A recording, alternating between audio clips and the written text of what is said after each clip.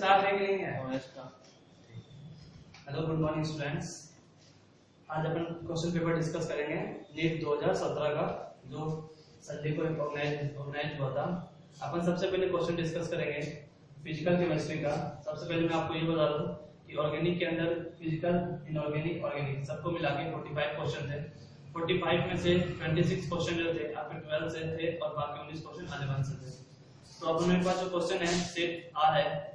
Are set का सबसे पहले क्वेश्चन नंबर 46 जो आपको बोर्ड पे दिख रहा है, अपन उसको डिस्कस करेंगे। क्वेश्चन क्या रहा है, ZnSO4 कंसंट्रेशन दे रखा है इसका 0.01 m, फिर CuSO4 इलेक्ट्रोड है, Cu EMF of the Daniell cell, E1 when the concentration of ZnSO4 is changed to 1.0 m and that of the CuSO4 changed to 0.01 m, then EMF changed to E2 from the flowing, which one is the relationship between E1 and E2। अपने को relation निकालना है E1 और E2 के बीच। E1 जो EMF दे रखा है इस सेल के लिए दे रखा है, E2 जो EMF है इस सेल के लिए है। तो अपन सबसे पहले इसका अप्रोच क्या होना चाहिए, तो इसको सॉल्व करने के लिए सबसे पहले आपको ये वैल्यू दे रखी है RT/F का वैल्यू कितना होता है 0.059 होता है। सबसे पहले अपन लगाते हैं नॉर्मल इक्वेशन जो मैंने आपको क्लास में बताया वो है, वो होता है E cell is equal to E naught cell minus 0.05 and log product upon reactant। सबसे पहले मैं आपको वो रिएक्शन लिख दूं, इसके लिए जो है Cu2 + Zn gives to Zn2 + का Cu। तो सबसे पहले अपन E1 के लिए लिखते हैं E naught cell minus 0.05 by log जो वैल्यू दे रखी है अपन के पास वो वैल्यू है 0.01 और ये जो चेंज हो रहा है अपन लास्ट में 1 पे आ गया है। ये इक्वेशन फर्स्ट मान लिया अपन ने। सपोज दैट E2 दूसरे सेल के लिए अपन मान लें E naught cell minus 0.05 and log इसका जो कंसंट्रेशन अपन के पास 1 है, ये चेंज हो रहा है where is this 0.01 इस इक्वेशन सेकंड। अपन सिंपली दोनों को देख सकते हैं। यहाँ पर देखें, जब अपन इक्वेशन फर्स्ट को सिंपलीफाई करेंगे तो अपने पास जो रिलेशन आएगा E naught cell minus 0.05 by n log, ये आएगा कुछ अपने पास initial 100 इतना तो आएगा E naught cell, इसे अगर ऊपर भेजते हैं तो ये प्लस में आ जाएगा 10 power 2 into 0.05 by n log 10 का वैल्यू अपन जानते हैं 1 होता है, ये टोटल कैंसिल आउट हो जाएगी, ये 2 हो गया। तो ये जो अपन आया E1। सिमिलरली अपन यहाँ से देखें E2 का जो वैल्यू आएगा E naught cell minus 0.05 and into 2। अब यहाँ से अपन क्लियरली देख सकते हैं E naught वाले सेल में है 2 गुना 2 टाइम्स हो रहा है पहले वाले सेल से, और इसमें क्या हो रहा है सब्ट्रैक्ट हो रहा है। ऑब्वियसली अपन बोल सकते हैं ये सारी क्वांटिटी सेम है, E naught सेम है, ये सेम है। n का वैल्यू जो अपन देख सकते हैं ऊपर से यहाँ पे 2 है, यहाँ पे भी 2 है, दोनों के लिए 2 2 है। बाकी जो आप अंतर आ रहा है ये प्लस का आ रहा है, यहाँ माइनस का आ रहा है। तो अपन यहाँ से क्लियरली देख सकते हैं E1 का जो वैल्यू होगा वो किससे बड़ा होगा E2 से, क्योंकि उसमें प्लस है और नीचे वाले में क्या है माइनस। तो अपन ऑप्शन यहाँ से चेक करते हैं, तो पहला ऑप्शन गलत, दूसरा बराबर तो हो नहीं सकता, थर्ड लेस देन नहीं होगा, जो करेक्ट ऑप्शन होगा वो ऑप्शन नंबर 4 होगा। इसलिए इस क्वेश्चन का आंसर हो जाएगा 46 का, दैट विल बी 4।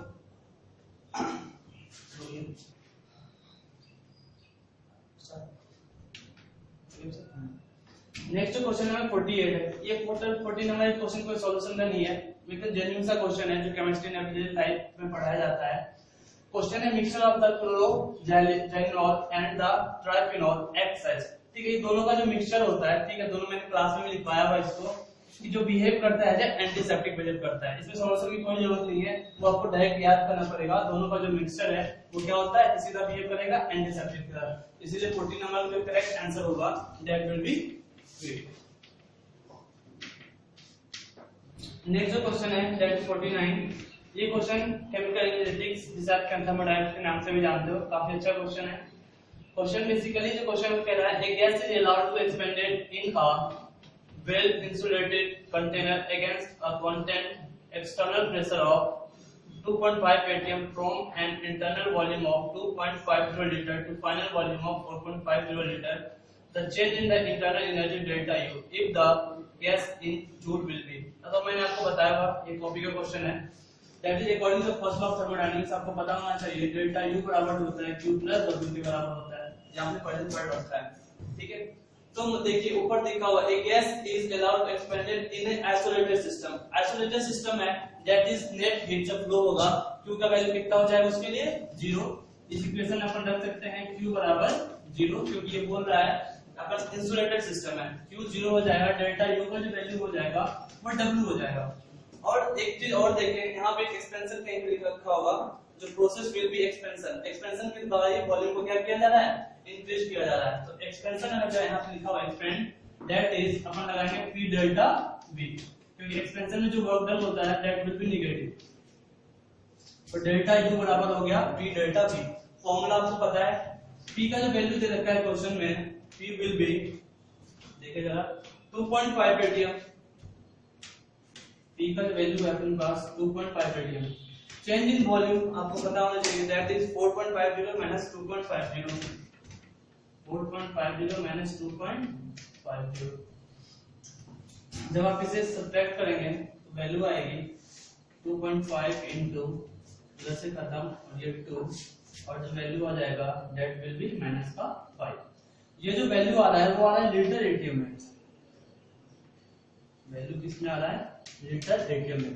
और अपना ऑप्शन चेक करें, सारा जो ऑप्शन है वो जूल में दे रखा है। ठीक है, अपन को भी क्या करना पड़ेगा, लीटर एटीएम किस में कन्वर्ट करना पड़ेगा, जूल में। तो मैंने लिखवा रखा है 1 लीटर एटीएम जो होता है 101.3 जूल के बराबर होता है। इसको अपन कितना से मल्टीप्लाई कर देंगे, 101.3 जूल से अपन मल्टीप्लाई करते हैं, ये आ जाएगा -506.5 जूल के बराबर। तो इसके लिए अगर अपन ऑप्शन देख लेते हैं, ऑप्शन जो है आपके पास दैट इज, ये तो नहीं होगा, ये भी नहीं होगा, ये भी नहीं होगा। Option number 4 is the correct answer for 49। इसलिए 49 का जो आंसर होगा आपका that will B option 4 is correct. Next जो क्वेश्चन है क्वेश्चन नंबर 50 है। क्वेश्चन नंबर 50 सॉल्यूशन चैप्टर के आंसर सॉल्यूशन चैप्टर से है। तो if the molarity of the radical solution is double, the volume of the molar depression constant will be। ठीक है, तो यहाँ जो वैल्यू दे रखा था यहाँ kf दे रखा है, that will be kf। आपको पता होगा मोलर डिप्रेशन कांस्टेंट kf, अपन लिख सकते हैं ये वाला फॉर्मूला आपने शायद पढ़ा होगा, डेल्टा tf बराबर kf into m। ठीक है जी, अगर मान लो कि f जो होता है वो होगा डेल्टा tf by m होगा। अब इससे कोई फर्क नहीं पड़ता क्योंकि ये कांस्टेंट है, और जो कांस्टेंट का वैल्यू होता है वो डिसाइड होता है किसके लिए, सॉलिड पार्टिकल्स के लिए। और सॉलिड के पार्टिकल्स ये डेल्टा टीएफ और एम का जो वैल्यू है वो हमेशा कांस्टेंट होता है। जितना भी सॉलिड पार्टिकल, जैसे अपन ने क्वेश्चन निकाला था वाटर के लिए जो केएफ का वैल्यू होता है दैट विल बी 1.86, वो फिक्स हो रखा है। आप किसी भी सॉलिड का ले लो अलग अलग होता है, इससे कोई फर्क नहीं पड़ता। डेल्टा मतलब उसकी मोलरिटी का अपन डबल कर दे ट्रिपल कर दे, क्योंकि that is defined for the solid particles. That will be the answer will be unchanged, and answer जो आपका करेक्ट होगा वो होगा ऑप्शन नंबर 58। जो क्वेश्चन नंबर 58 है वो आयनिक इक्विवेलेंस आएगा क्वेश्चन है। क्वेश्चन बहुत काफी सिंपल दे रखा है, ठीक है, कॉपी में से क्वेश्चन करवाया हुआ है। Concentration of Ag plus ion is in a saturated solution of Ag2C2O4 is 2.2 into 10 power minus 4 mole per liter per mole दे रखा है। Solubility product of Ag2C2O4 is, तो सिंपली पहले इसका अपन क्या करते हैं, इक्वेशन लिख लेते हैं। Ag2C2O4 gives to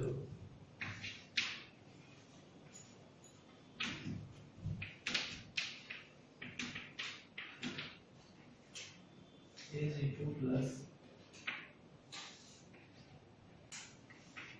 280 plus K2O4 2 minus ये होता है। सपोज दैट अपन ने इसके स्टार्टिंग में 1 ले लिया, it will be 0, it will also be 0, 1 minus s, this will be 2s and this will be s। 2s का वैल्यू अपन के पास यहां पे दे रखा है 2.2 × 10 पावर माइनस 4, अपन इसे 2s के बराबर 12 इक्वल कर देते हैं। 2s इक्वल टू अपन लिख सकते हैं यहां से 2.2 × 10 की पावर माइनस 4। यहां से अपन s का वैल्यू निकालेंगे, s का जो वैल्यू आएगा अपने पास that will be 2 and 1.1 × 10 की पावर माइनस 4 ये आ गया। सॉलिडिटी अपन क्या सकते हैं, तो KSB का अपन जो रिलेशन अपन जानते हैं KSB बराबर होगा 2s स्क्वायर और दिस विल बी s। यहां पे अपन बोल सकते हैं दैट 4s क्यूब 4 s का जो वैल्यू अपन ने निकाला दिस विल बी 1.1 × 10 की पावर माइनस 4। जब आप इसे सिंपलीफाई करेंगे जो आपका ऑप्शन आएगा that will B 5.3 × 10 power minus 12। इसको क्यूब करना पड़ेगा आपका, दैट विल बी 5.5 × 10 की पावर माइनस 12। तो आपका जो ऑप्शन हो जाएगा इसमें से आप देख सकते हैं ऑप्शन जो आपका सही है that will B first answer. हम कह सकते हैं आंसर जो आपका सही है वो कौन सा है। नेक्स्ट क्वेश्चन है 75, क्वेश्चन नंबर फिजिकल केमिस्ट्री का है।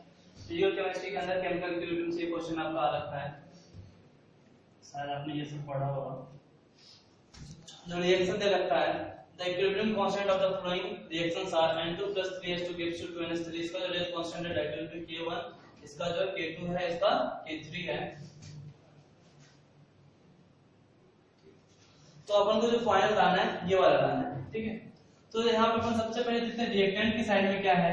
रिएक्टेंट की साइड में NH3 है, ठीक है, 2NH3 है। और पहले वाले इक्वेशन पे नजर डालें उसके लेफ्ट साइड क्या होगा,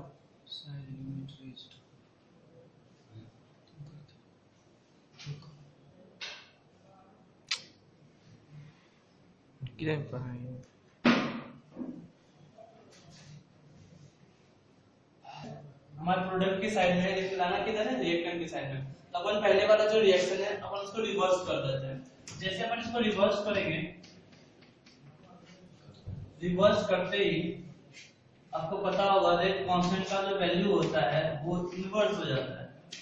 तो इस केस में जो होगा rate constant will be 1/K1 हो जाएगा, ठीक है। फिर इधर आ जाते हैं, चलो यहाँ पे देखिए O2 है, यहाँ पे भी O2 आ रहा है, यहाँ पे भी O2 आ रहा है, थोड़ा सा रुक जाइए यहाँ पर है।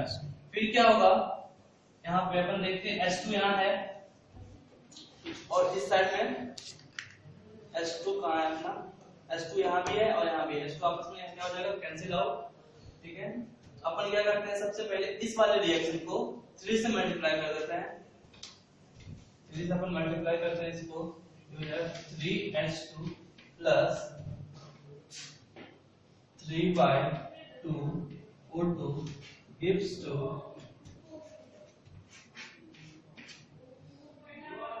3H2। अगर अपन ऐसा करते हैं तो रेट कांस्टेंट जो होगा वो क्यूब हो जाता है। मल्टीप्लिकेशन पे जो रेट कांस्टेंट होता है वो पावर में कन्वर्ट हो जाता है। नेक्स्ट वाला जो रिएक्शन है उसे आप ऐसे लिख लें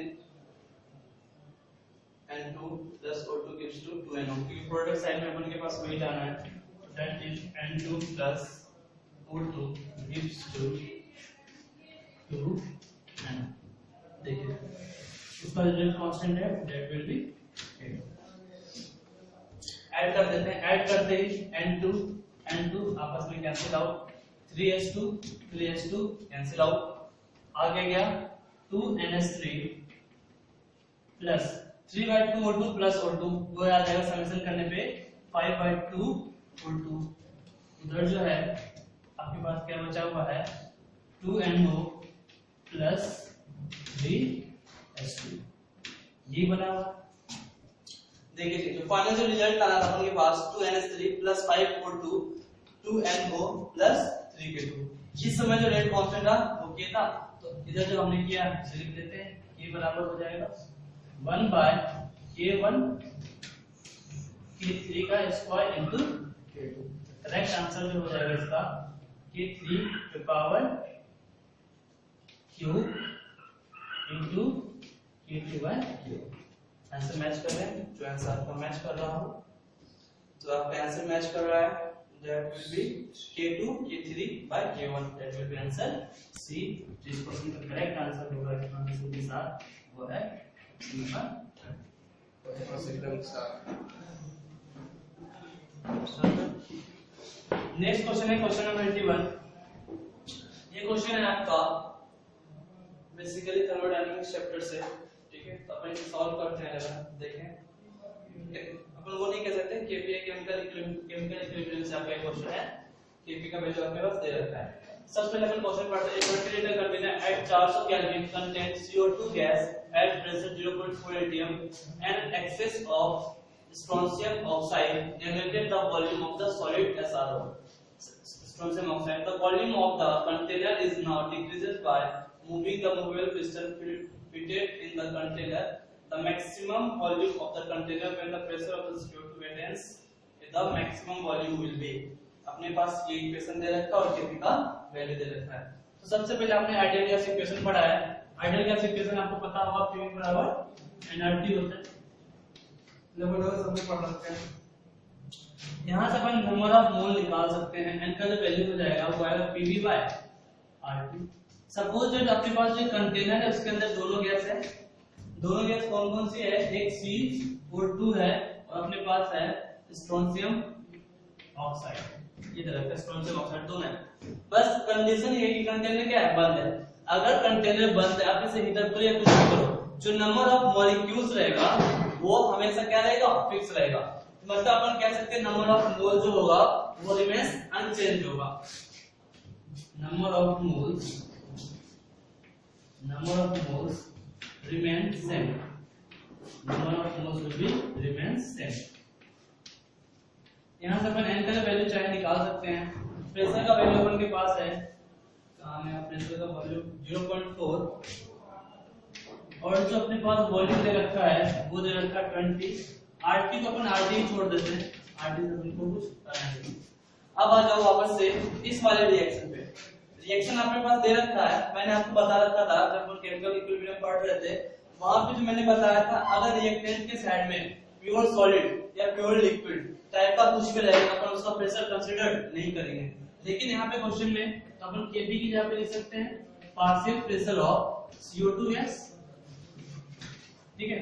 और partial pressure of the CO2 gas आपको दे रखा है, दैट विल बी 1.6 atm। यहाँ से अपन ये बोल सकते हैं जो केपी का जो वैल्यू होगा that will be 1.2। यहां से अपन का किसका वैल्यू आ गया? Kp का वैल्यू आ गया।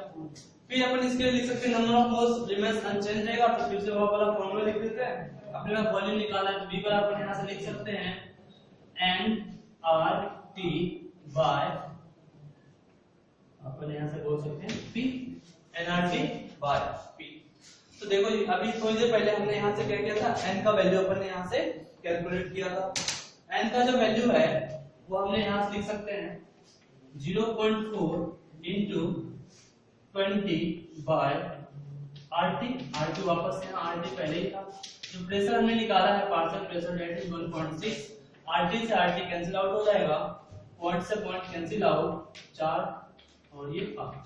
जो आपका आंसर आ जाएगा दैट विल बी 5। अपन ऑप्शन चेक कर सकते हैं यहाँ से, ऑप्शन फर्स्ट तो option number second is correct. तो अपन यहां से बोल सकते हैं जो आंसर जो सही है आपके क्वेश्चन का वो है question option number second is correct. Next जो क्वेश्चन नंबर 83 है, 83 क्वेश्चन नंबर आपके chemical energetics that is thermodynamics से आ रखा है क्वेश्चन। क्वेश्चन में सबसे पहले रेट करते हैं। For a given reaction delta H is 35.5 kilojoule per mole and delta H will be 83.6 joule per kilo per mole. This reaction is spontaneous and assume that delta H and delta S do not vary with temperature। ठीक है, delta H and delta S नहीं very करेगा। यहाँ से अपन ने पढ़ रखा है जो डेल्टा G बराबर होता है बेटा वो होता है delta H minus T delta S। और आपको ये बात भी पता होगा अगर process will be spontaneous, process कैसा है? स्पॉन्टेनियस। तो इसके लिए जो डेल्टा G का वैल्यू होना चाहिए वो निगेटिव होना चाहिए।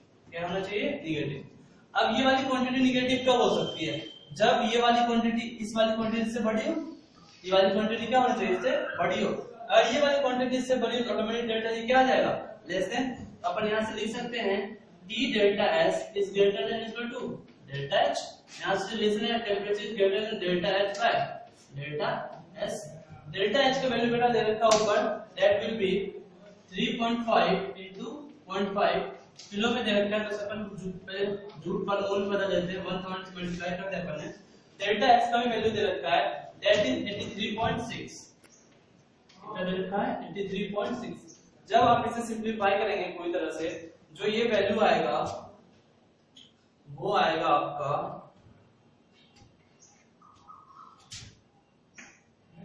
That will B 425 calorie. Value will be 425। जो ऑप्शन जो करेक्ट है, मतलब यहां से अपन बोल सकते हैं temperature should be greater than 425 calorie. Upon option first देखते हैं, फर्स्ट गलत है, दूसरा लेस देन गलत है, option number what is the correct answer. 83 का जो करेक्ट आंसर है वो है बेटा